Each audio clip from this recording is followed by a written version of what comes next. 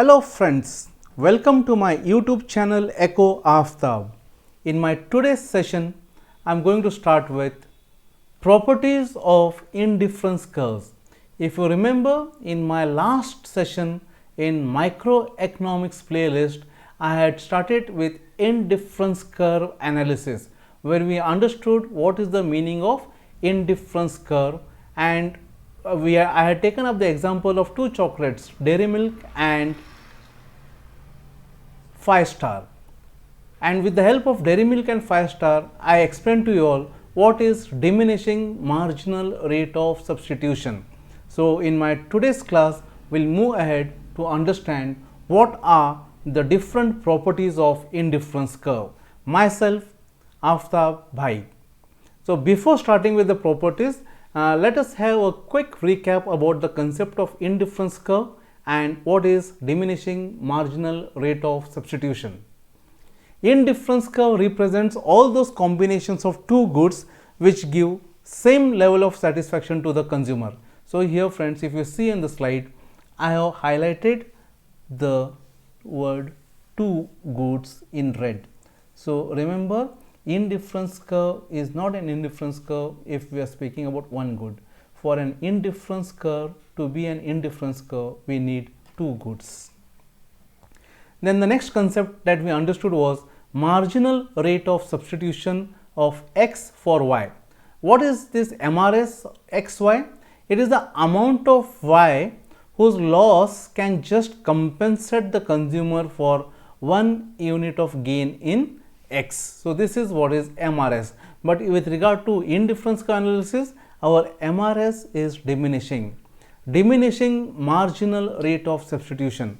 So what is diminishing marginal rate of substitution? It is one of the most important assumption made during the indifference curve analysis of consumer behavior, and that too in case of substitute goods. So friends, this is the first point we need to remember, that is indifference curve is related to two goods giving the same level of satisfaction. The second important point for us to remember is diminishing marginal rate of substitution. So this is the second important point. And the third important point that we need to remember is we are speaking about substitute goods. Only in case of substitute goods we can say there is diminishing marginal rate of substitution. So what is this diminishing marginal rate of substitution? The assumption of diminishing marginal rate of substitution states an observed behavior rule that when a consumer substitutes one commodity, that is let us say X commodity, for another commodity, and the other commodity is let us say Y commodity, the marginal rate of substitution decreases as the stock of X increases and that of Y decreases. Why this is happening and what is this? The entire detailed explanation I have given it in my previous session of indifference curve analysis. If you want to know more about it, you can click the I button over here, that is of indifference curve analysis. So let us move ahead with these three important points: two goods, diminishing marginal rate of substitution, and substitute goods. So let us see what are the properties of indifference curve. The first property of indifference curve is indifference curve slopes downward to the right. So this is what is indifference curve analysis. So you can see here in the panel there is a graph, there is an indifference curve, and this indifference curve is sloping downwards to the right. So here the indifference curve has a negative slope. What does this negative slope means? It means if the quantity of X is increasing, then the quantity of Y is decreasing. Both are moving in opposite direction. If the amount of X increases, the amount of Y should decrease to maintain the same level of satisfaction. So this is the first important property of indifference curve, that it is a downward sloping curve from left to right. Then if the curve is downward sloping, then one question arises, Why indifference curve cannot slope upwards to the right? You can see in the diagram, if the indifference curve is like this, what is happening? Here you can say, I will take for example, one particular point, one particular combination, let us say A combination. So, what is happening in this A combination? Let us say commodity X is 1 unit and commodity Y is 2 units. Now, next combination if I say is B combination, then what is happening in this case? Now, B combination we are having more units of X, let us say 2 units of X and 4 units of Y.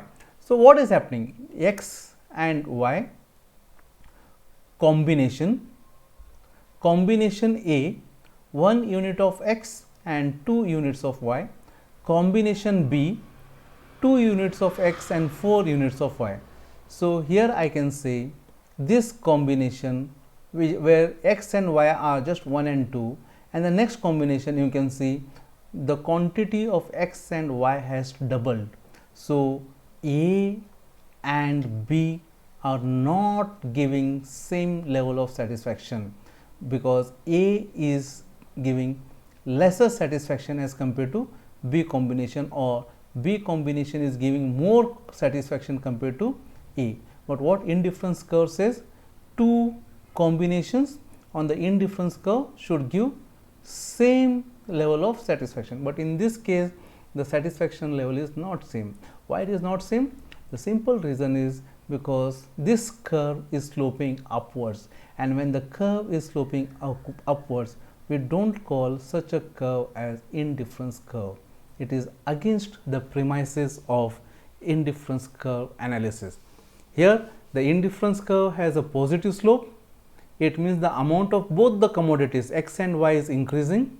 In such a situation, the level of satisfaction won't remain the same, but it increases with every increase in the combination of both the goods, and which is against the premises of indifference curve. So, very strongly we say that indifference curves cannot slope upward to the right. We reject this particular argument. The next property is indifference curves are convex to the origin. See the graph. So, here the indifference curve is having convexity towards the origin, that is, this is the shape. Why it is convex to the origin? The answer lies in our one of the points that we discussed in the first slide. One point was two goods, and the second point that we understood was diminishing marginal rate of substitution. So, here in the graph you see this many units of here, this many units of Y the consumer is ready to sacrifice for 1 unit gain in X. If he wants to again further increase the quantity of X, he has to sacrifice Y. How much is ready to sacrifice? He is ready to sacrifice this many units of Y. Further, if he wants to increase one more unit of X, he is ready to sacrifice this many units of X. So, you can see from the graph, initially he was ready to sacrifice more, but subsequently his willingness to sacrifice Y commodity goes on decreasing. That is, the marginal rate of substitution is diminishing. Why it is diminishing? Again, as I told you in the indifference curve analysis, किसी भी चीज़ का कोटा अगर ज़्यादा है तो उसका marginal utility कम है, अगर कोटा कम होने लगेगा तो मार्जिनल यूटिलिटी बढ़ने लगेगा.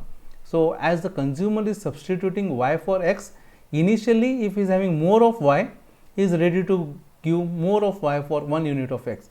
But as the quantity of Y, the stock of Y decreases, his willingness to substitute also decreases, because now Y is becoming more and more precious with regard to its marginal utility. So, indifference curve follows the law of diminishing marginal rate of substitution. If the amount of X increases, the utility derived from it decreases, whereas as the amount of Y decreases, the utility of Y increases. So, the consumer will be ready to substitute less and less of Y and here when he substitutes less and less units of y, he can maintain his same level of satisfaction. This is the simple reason why it is convex to the origin. Indifference curve is convex to the origin because of the fact of diminishing marginal rate of substitution. Because diminishing marginal rate of substitution is applicable for indifference curve, the indifference curve has is convex to the origin. So friends, if the indifference curve is convex to the origin, the question arises, why indifference curves are not concave to the origin? So you can see here in the graph,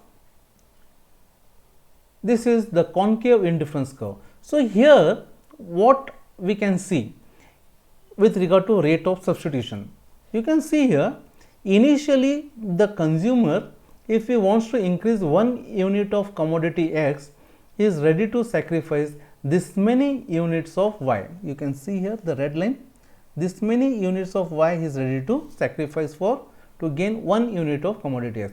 Now further, if he wants to gain one more unit of X, then how many units of Y is he ready to sacrifice? He is ready to sacrifice much more units of Y as compared to the initial level. So here further, if you want to increase one more unit of X, again you can see the rate of substitution. So initially he was ready to substitute 1 unit of X, later on he was ready to substitute 2 units of Y, 1 unit of Y, then later 2 units of Y and 3 units of Y. So what is happening to the marginal rate of substitution? The marginal rate of substitution is increasing. So if the marginal rate of substitution is increasing, matlab what is happening over here? Our understanding of marginal utility is getting flawed. And what marginal utility says? Stock and marginal utility are having opposite relation. If stock increases, marginal utility decreases. If stock decreases, marginal utility increases. So here the stock, we can see 1 unit of commodity X is gained and the consumer was ready to give up 1 unit of Y. Later on he is ready to give up more. So the stock is decreasing, the marginal utility is increasing, yet he is ready to sacrifice more, and this sacrificing more is unpalatable for our indifference curve analysis. He cannot or he should not, a normal consumer will not substitute more and more. So you can see the explanation. Indifference curve follows the law of diminishing marginal rate of substitution. If the indifference curve is concave, it means the consumer is ready to substitute more and more of Y commodity for every additional unit of X commodity, and this is just not possible as per marginal utility analysis. So increasing marginal rate of substitution is against the premises of indifference curve analysis, because in such a situation same level of satisfaction cannot be maintained. So we also reject this particular argument that indifference curves can be concave to the origin. No, concavity speaks about increasing marginal rate of substitution, but for an indifference curve to be an indifference curve, the marginal rate of substitution should diminish, and if the marginal rate of substitution is diminishing, it means the indifference curve is convex to the origin. So this also we reject. Moving ahead, higher indifference curve represents a higher level of satisfaction. So in the graph you can see there is indifference curve IC1. On this indifference curve, if I am taking 3 points, A combination, B combination and C combination. So what indifference curve says? IC1, all these combinations are equal to each other, A is equal to B is equal to C. Now if I shift the indifference curve towards the right, I will get a new indifference curve IC2. Now on IC2, if I take 2 points, let us say D and E, then what is happening? On IC2, D is equal to E. But one thing is very clear, that the combination D and E are giving more units of X and Y as compared to the combination A, B and C. So for more units of X and Y matlab more satisfaction. So that is the reason higher the indifference curve, it will give higher level of satisfaction. Again, if the indifference curve shifts further to the right, we will have a new indifference curve, and that is IC3, and any point on this indifference curve will be giving any combination on this indifference curve. It may be combination G, it may be combination H, or it may be combination J. This will be giving more units of X and Y as compared to the previous indifference curve. So here IC3 will be preferred to IC2 or IC1. So higher the indifference curve, higher the level of satisfaction, lower the indifference curve, lower the level of satisfaction. So the combinations which lie on a higher indifference curve will be preferred to the combinations which lie on a lower indifference curve. So this is a simple understanding about indifference curve. One more property, higher indifference curve leads to higher level of satisfaction. Now coming to the most important property of an indifference curve, and that is indifference curves cannot intersect each other. So along with the word intersect, I would also like to bring the word cannot touch. So indifference curves cannot intersect or cannot touch each other. इसका मतलब क्या है? What it means? So you can see the graph, X on X axis and Y commodity on Y axis, and this is indifference curve 1. So this is one curve, and we are having one more curve, and you can see indifference curve 2. So both these curves are intersecting each other at one particular point. Now what I will do is, I will take a point on indifference curve 2, IC2, and I will name it as combination A. So on IC2 you can see there is combination A, and one more combination I will take on IC2 and I will name it as combination B. So on IC2 combination A is equal to combination B, because as per indifference curve, two different combinations on the same curves gives same level of satisfaction. If this is the case with IC2, then what is happening with IC1? On IC1 also this particular combination is there, A combination is there, and I will take one more combination, let us say C combination. So on indifference curve 2, what is happening? Combination A is equal to combination C.